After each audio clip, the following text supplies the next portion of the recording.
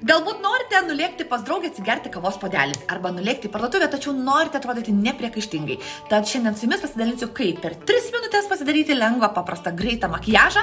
Tai jums reikės CC kremo su spalva, kuris tiks tiek jaunoms merginoms, tiek brandaus amžiaus moterim. Jis neišryškina smulkių raukšlelių, atrodo labai natūraliai, sulygina jūsų odos atspalvį, bei visą tai užfiksuoti su kompaktinė pudra, tam, kad makiažas įsilaikytų nepriekaištingai visą dieną, skaistalais, kuriais paryškinsite savo skruostukus, ir highlighteris, su kuriuo suteiksite veido odai švytėjimą. Na ir pabaigai, žinoma, mes paryškiname savo lūpas su lūpų blizgesiu, kuris suteikia natūralių lūpų efektą ir tiesiog neužsideda ant lūpų voratinklis, nesitampo lūpa nuo lūpos.